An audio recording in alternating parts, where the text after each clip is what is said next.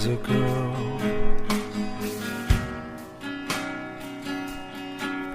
and one night I took her home. Olá pessoal, bem-vindos a mais um 1001 Crimes. Para começar, eu consegui um microfone novo, não necessariamente novo, mas voltou a funcionar um que eu tinha, então acho que o áudio vai ficar um pouquinho melhor. Tô usando outro programa para edição também, então aos pouquinhos eu tô tentando melhorar a produção, né? E bora lá então. Primeiro eu quero agradecer algumas pessoas, o pessoal do grupo do Projeto Humanos, que eu divulguei o podcast, e várias pessoas comentaram e deram apoio e começaram a seguir. E eu espero também agora, a partir desse episódio, começar a produzir episódios a cada 15 dias e depois um por semana. É um pouco difícil porque eu faço tudo por conta, mas eu juro que eu vou tentar manter esse esquema para vocês terem mais episódio para escutar. Então vamos para o caso de hoje. O assassinato da Kellyanne Bates, ele é um caso bem famoso na Inglaterra, mas por aqui ele não é tão conhecido. Já avisando que esse episódio tem descrições de tortura que podem ser muito pesadas para pessoas sensíveis e não é recomendado para menores de 18 anos. Então, o assassinato da Kellyanne Bates, ele é lembrado até hoje como um dos crimes mais horríveis da Inglaterra. E ele é considerado pela polícia britânica como o pior exemplo de abuso doméstico que eles já viram. Por causa deste caso, como a polícia lida com o abuso doméstico também mudou. Ele aconteceu nos anos 90 e naquela época eles tinham essa visão de que se a mulher ela é maior de idade, ela sabe o que quer e ela está numa relação abusiva, ela tem a liberdade de sair. Mas que a gente sabe que não acontece, né? Sair de uma relação abusiva é muito difícil e muitas vezes isso acaba em morte, que foi esse caso. Em 1993, na Inglaterra, a Kellyanne Bates tem 14 anos. Ela é filha da Margaret e do Tommy Bates, que também tem outros 2 filhos. A Kelly era descrita como inteligente, esportiva e também diziam que ela era muito madura para a idade dela. Ela sempre se dava melhor com pessoas mais velhas e os pais dela não viam problema nisso até então.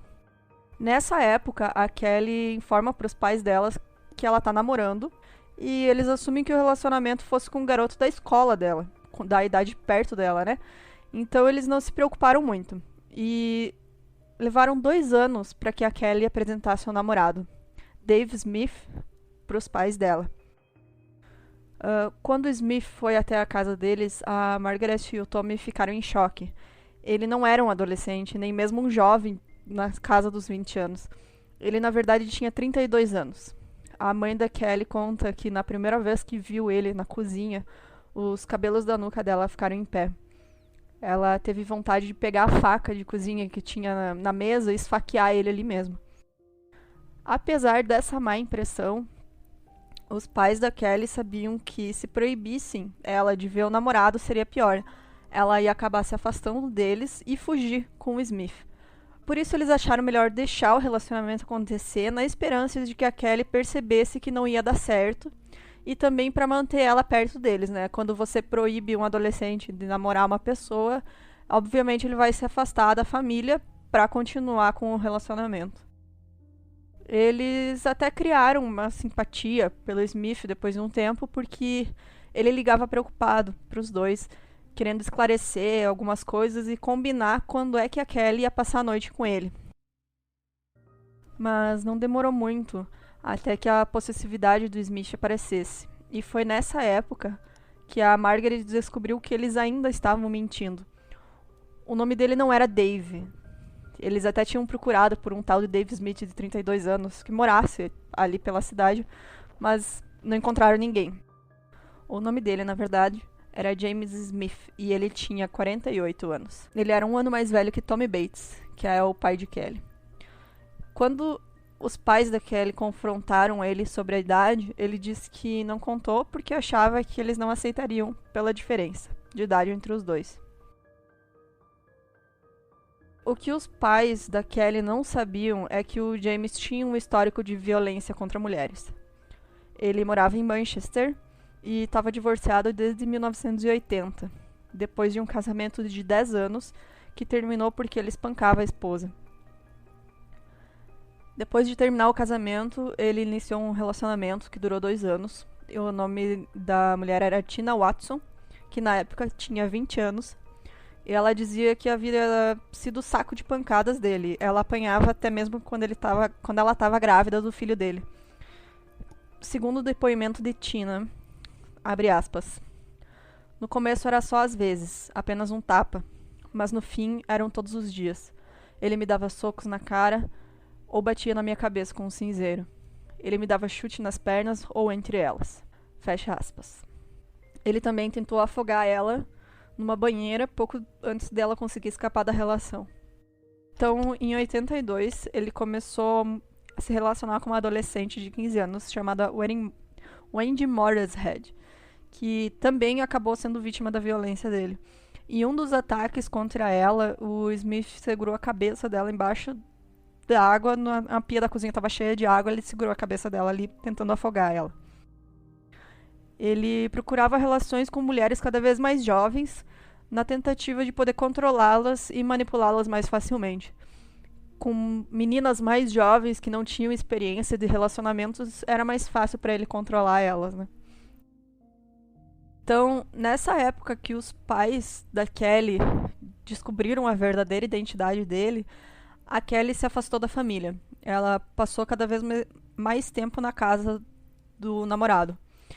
Nas poucas vezes que ela aparecia na casa dos pais, ela estava suja, com roupas imundas, ela estava perdendo peso, eles conseguiam ver, né, que ela estava bem mais magra, e ela tinha marcas de agressão.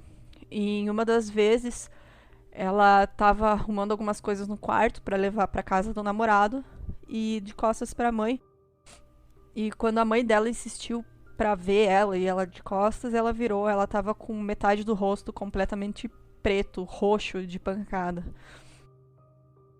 Apesar da mãe perguntar, ela dava as desculpas de sempre, né? Que havia caído, batido em alguma coisa.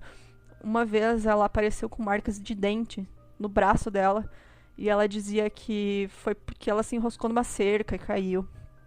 E a mãe dela sabia que era o Smith que estava fazendo tudo aquilo, mas ela não sabia o que fazer para resolver a situação. Ela tentou falar com o departamento de Child Service, que é uma espécie de conselho tutelar, em inglês, né? Mas a Kelly, nessa época, já tinha 16 anos e já era considerada maior de idade. Para eles, ela tinha condições de decidir por si mesma. E, se ela quisesse, poderia sair da relação. A Margaret também tentou falar com a polícia, que na época também disse que não tinha muito o que fazer. A sugestão que eles deram era de que a Margaret marcasse uma consulta com um médico no nome de Kelly, descrevesse os machucados que ela tinha e assim conseguisse um atestado para que a polícia agisse. Eu não consegui achar informações se ela fez mesmo isso e por que caralhos a polícia mandou ela fazer isso e não foi lá verificar a situação da menina na casa, né?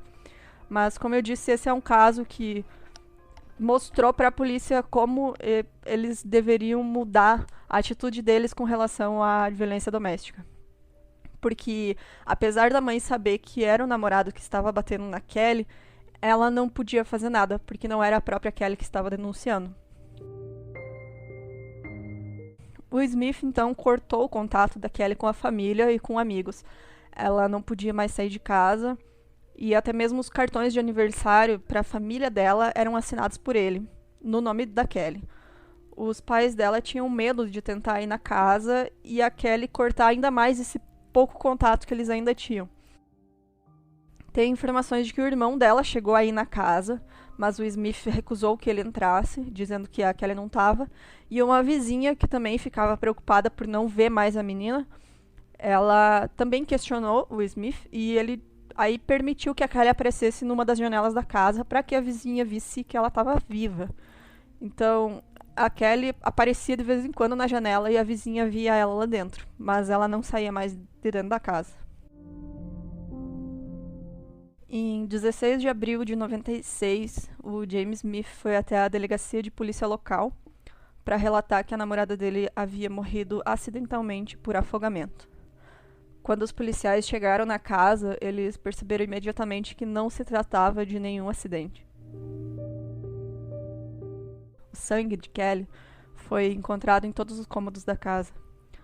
A autópsia mostrou que foi muito pior do que qualquer um poderia imaginar. O legista afirmou, abre aspas, em toda a minha carreira, eu examinei mais de 600 vítimas de homicídio, mas eu nunca havia visto lesões tão extensas. Fecha aspas. Kelly tinha 150 lesões pelo corpo.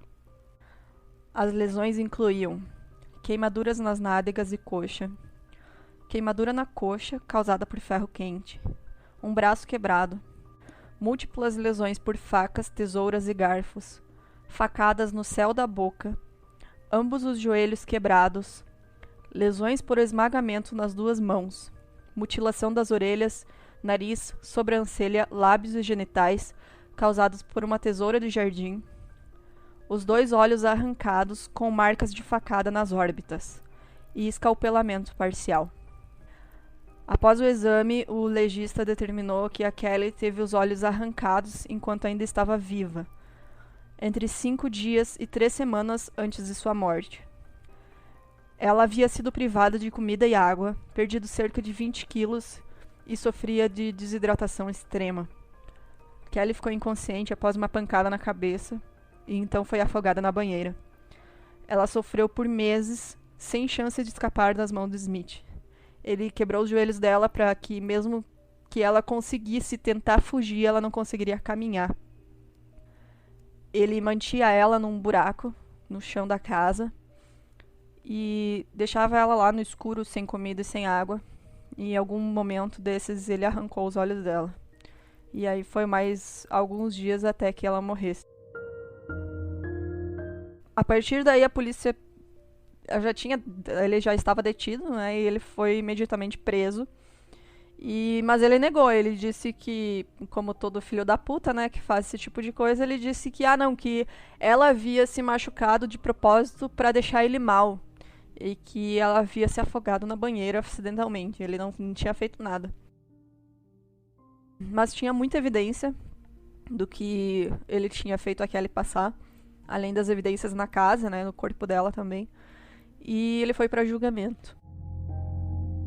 No julgamento, o júri teve que ver as fotos da autópsia da Kelly e eles ouviram descrições detalhadas das torturas que o Smith cometeu contra ela.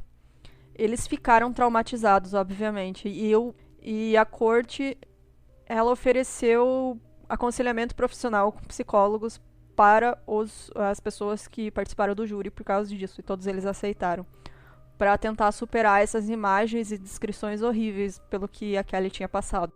Nesse julgamento, então, quando o júri foi deliberar, eles levaram só 1 hora para decidir que o Smith era culpado. Às vezes a gente vê casos onde o júri demora dias, até 1 semana, para resolver, né, ou chegar a um consenso, e nesse caso foi tão horrível que eles levaram só 1 hora. Eles tiveram plena certeza de que o cara era um sádico horrível e que torturou e matou a Kelly. Ele foi sentenciado à prisão perpétua e o juiz recomendou que ele servisse o mínimo de 20 anos. E o juiz falou, abre aspas, esse tem sido um caso terrível, um catálogo de depravação de um ser humano sobre outro. Você é uma pessoa terrivelmente perigosa. Você é um abusador de mulheres e eu pretendo, na medida do que esteja em meu poder, que você não abuse de mais ninguém.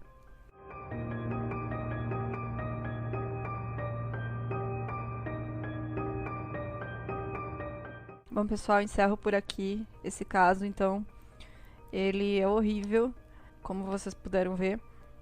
Acho que a partir dele que as pessoas começaram a ver com outros olhos como lidar com o abuso doméstico, né? Como eu havia comentado. As vítimas de abuso doméstico muitas vezes não têm condições físicas e psicológicas de fugir dessa relação. Então, se você perceber qualquer coisa, denuncia para a polícia, que aí a partir daí eles podem fazer o trabalho deles, né? Hoje em dia é muito mais fácil para quem é de fora dessas relações conseguir denunciar. E é isso. Até a próxima.